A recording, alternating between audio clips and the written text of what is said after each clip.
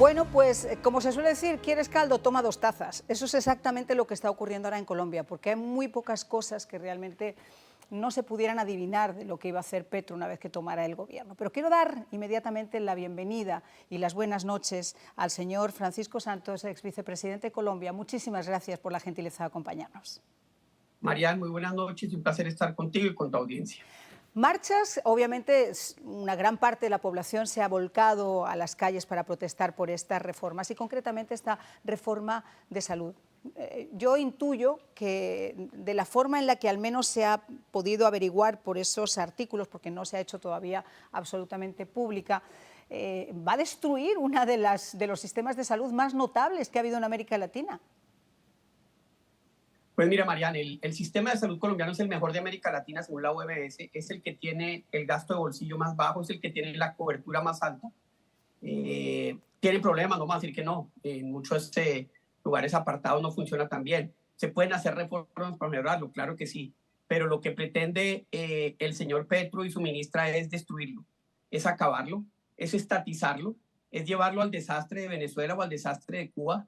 Es acabar con un sistema que funciona muy bien, que lo administra el sector privado, pero eso viene de una mirada ideológica que no pueden ellos deshacerse de esos lentes, y es que el sector privado no puede manejar un servicio público, cosa que está en contra de toda la evidencia que tenemos en el mundo.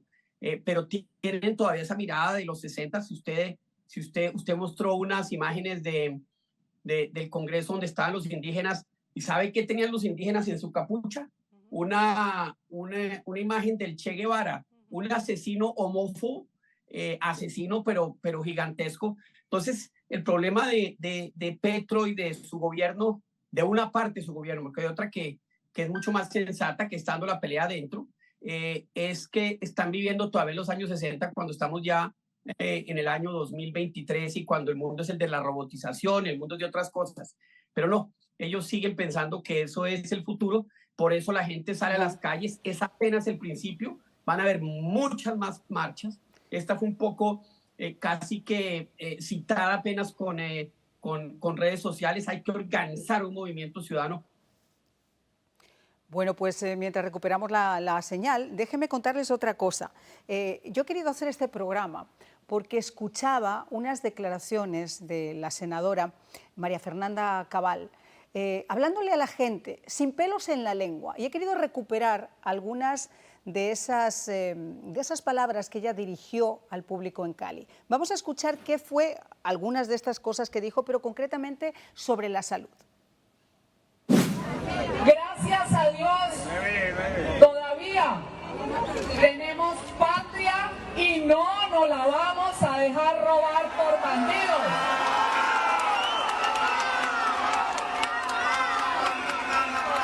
La reforma a la salud, para que ustedes lo sepan, se copia artículos que ya existen en reformas de gobiernos pasados.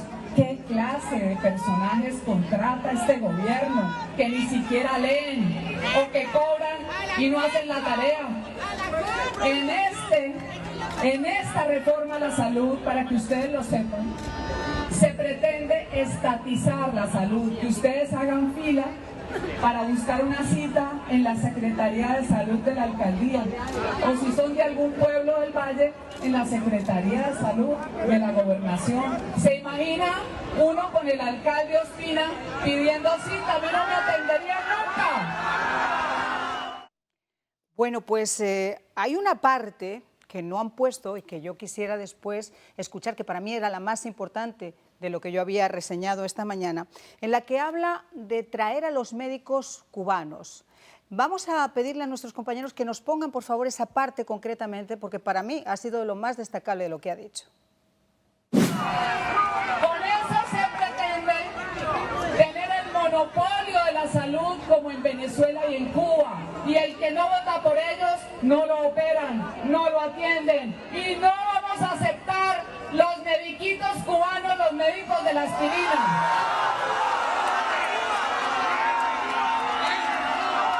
Aquí tenemos demasiados médicos y muy buenos para traer cubanos que le hicieron el trabajo a Chávez. Se llamaba Barribadén. catastro. Iban sacando las bases de datos de toda la gente para tenerlos censados y en elecciones obligarlos a votar. Y como tienen voto electrónico, que es el más peligroso de todos, si votabas en contra, no te atendían los médicos. ¡Qué crueldad! Es que con el comunismo no se juega, porque el comunismo tiene 150 millones de muertos a lo largo de la historia y aquí los imbéciles siguen votando y ondeando la bandera del M-19. Es que esta ciudad ha sido víctima. Bueno, pues esas son unas declaraciones extremadamente fuertes. A María Fernanda Cabal no se le ha quedado nada en el tintero, Pancho.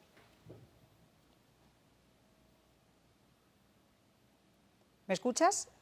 Bueno, parece ser que la señal sigue fallando. Yo les voy a pedir a mis compañeros de control que nos garanticen si ya podemos poner a Francisco. ¿Nos escuchas, Francisco? Ya. Ahora, perfecto. Sí, porque sí, te veía completamente frisado. No sé si te habías quedado sorprendido con todo lo que había dicho María Fernanda, que no le quedó nada. Quedé congelado. Congelado, ¿verdad? Y sí me quedé yo cuando lo escuché esta mañana. Es un poco como se está sintiendo el país, ¿no? Yo creo que sí hay un miedo muy grande a lo que este señor pueda hacer. Cuando escuchamos su discurso, él llamó a una manifestación y salió al balcón de Palacio al estilo Perón. Pues muy poca gente llegó, pero el discurso primero duró 2 horas. Ya empieza a parecerse a Chávez y empieza a parecerse a Castro.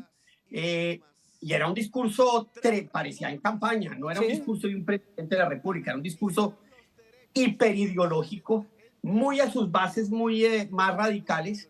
Entonces yo creo que él está tratando de generar susto, pero al otro día salieron cientos de miles de personas a decirle, no señor, él dijo en su discurso es que las calles es donde se decide, pues si las calles es donde se decide, salieron 10, 15, 20 veces más personas que las que citó él el día anterior. Entonces sí va a haber una conflictividad social mucho más grande y estamos listos para dar la pelea, ten la certeza. Pero ¿sabes el miedo que a mí me da, Francisco?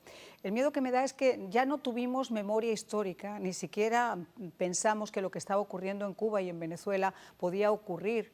Y es lo que pasa con mucha gente que vota, que dice, bueno, pues eso pasa en Venezuela, eso pasa en Cuba. Fíjate, yo siempre hago la misma comparación. Si de repente, no sé, los chinos hubieran sabido lo que era el tema del comunismo mirando a Rusia, pues a lo mejor la cosa hubiera cambiado. Si los vietnamitas hubieran mirado a Rusia y a China, la cosa hubiera cambiado. Y si los cubanos hubieran mirado a China, Rusia y Vietnam, hubiera cambiado, pero siguió así hasta Venezuela, Colombia, etcétera, etcétera. Y es como que no tenemos memoria o no queremos mirar. Si ya en la campaña nos dimos cuenta de que había muchas cosas que podían ocurrir con Petro llegando al poder y haciendo de Colombia el primer régimen de izquierdas, ya dentro del poder no mirar cómo funciona, por ejemplo, la salud en Cuba, cómo están los hospitales, cómo están en Venezuela, y seguir tratando de copiar ese modelo, o sea, eso ya raya un poco no sé, lo ilógico. No, totalmente. Escuchar a la vicepresidenta Francia Márquez, y es que el modelo cubano de salud es el mejor, uno dice, por Dios, esta señora ni siquiera no ha hablado con un exiliado cubano en cualquier lugar del mundo que le cuente cómo funciona ese sistema. Hay una absoluta vanidad ideológica que de todas maneras no es mala, porque la gente está despertando, porque la gente está preocupada, porque la gente va a salir a defender lo que hoy tiene. Bueno, pues vamos a escuchar qué fue lo que dijo esa cubana nacionalizada colombiana. Estoy acá porque soy cubana, también soy colombiana, llevo 30 años viviendo en Colombia y estoy acá porque Francia Márquez fue a Cuba y habló en el noticiero de la televisión cubana y dijo que Cuba es una potencia médica, donde están los mejores médicos del mundo y que ella quiere replicar ese modelo. Y yo, que soy cubana y que toda mi familia vive allá, estoy segura que la peor medicina que yo conozco es la cubana. No tienen jeringuillas, no tienen oxígeno, no tienen ni siquiera aspirina, no tienen hilo quirúrgico. Los niños mueren por falta de oxígeno con asma en pleno siglo XXI. Las madres no pueden hacerse una cesárea porque no tienen hilo quirúrgico, no tienen anestesia, no tienen guantes los médicos y los niños nacen con parálisis cerebral. Es mi deber como ciudadana cubana y colombiana denunciar eso y no permitir que en Colombia se haga una reforma a la salud que nos acerque ni de cerquita a Cuba. Bueno, pues eso sería lo deseable. Lo que es triste realmente es que este señor está dando pasos agigantados para que sea tristemente todo lo contrario. Francisco, otra de las cosas que a mí me preocupaba era el tema de la famosa paz total que este buen hombre había prometido en su campaña y que quiere convertir en una gran bandera de su presidencia, y que la verdad que le está costando trabajo porque no contaba con la astucia de estos nuevos guerrilleros que han dejado ya la ideología un poco atrás para proteger más que la ideología su negociete, ese negociete que han hecho con la minería ilegal, con el secuestro, con la extorsión y sobre todo con el narcotráfico. Ellos dicen, bueno, si yo ahora voy a dejar las armas, ¿quién se va a hacer cargo de todo eso que está ahí? Pues Marian, mira, lo primero que hay que entender es que si esta paz total sale, lo mejor que puede salir es que se desmovilice el 30% del ELN, que son como los históricos que tiene la cosa de mirada cubana, el otro 70% que está traqueteando, como decimos en Colombia, en droga, en minería ilegal, en toda clase de acciones criminales, va a continuar, tanto en Colombia como en Venezuela. Eso no va a cambiar y eso no va a transformar la realidad en ninguno de los dos países. Por lo menos debería ser absolutamente claro el señor Petro qué es lo que busca en ese sentido. Bueno, vamos a escuchar a María Fernanda Cabal, que ella también en ese discurso que hizo en Cali tuvo palabras bastante fuertes contra Petro con este tema de su paz total. El ejército de Colombia lo quieren destruir porque es el mejor ejército del mundo.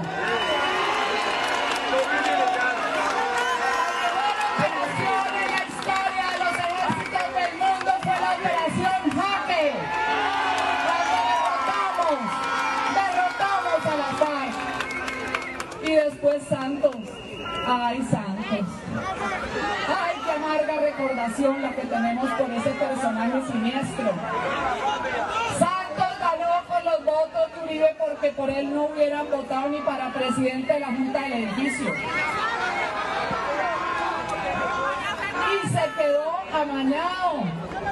amañado, haciendo acuerdos con las FARC, un pacto de élites, porque Santos pertenece a esa élite cachaca revolucionaria que le fascina sentarse a manteles con los tirofijos y con los jojois.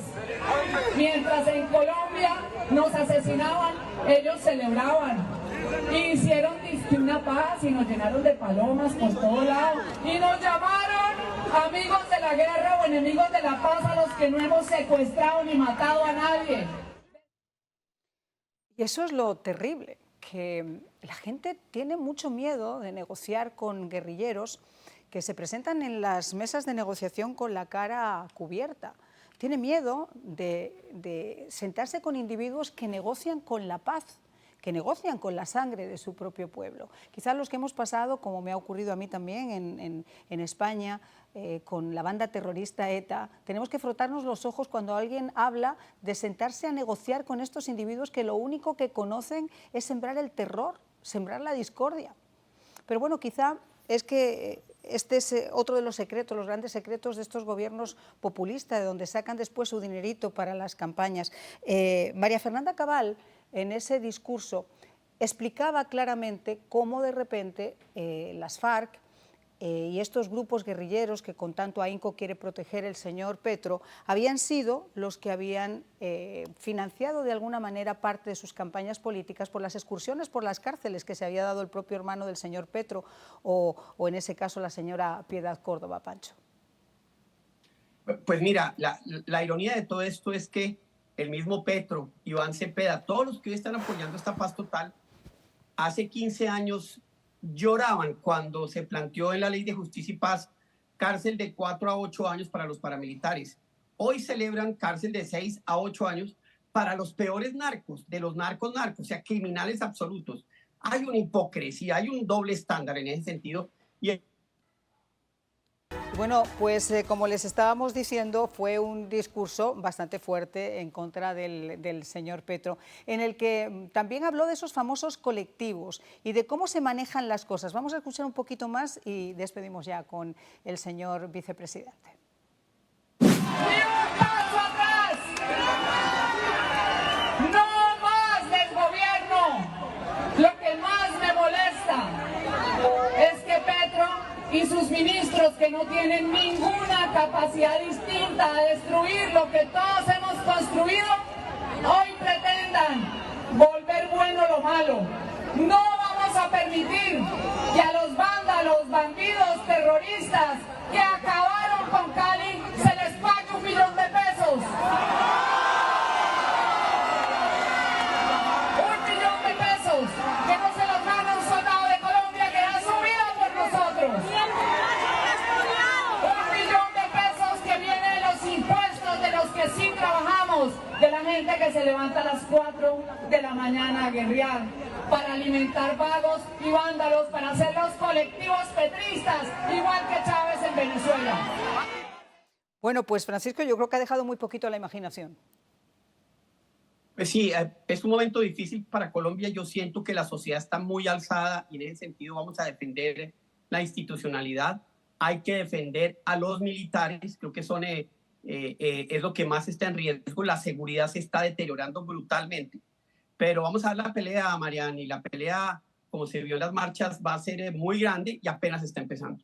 Y yo creo que además eso de alguna forma merita también cierta unión por parte de la oposición, ¿no, Francisco? Sí, se necesita unión en las elecciones que vienen, se necesita unión para citar, se necesita una estrategia más unificada porque lo que está en juego es la democracia y la libertad, y los egos personales y la independencia del individuo no son suficientes para juntar todas esas personas que se necesitan juntar y no permitir que Colombia se vaya a la vida.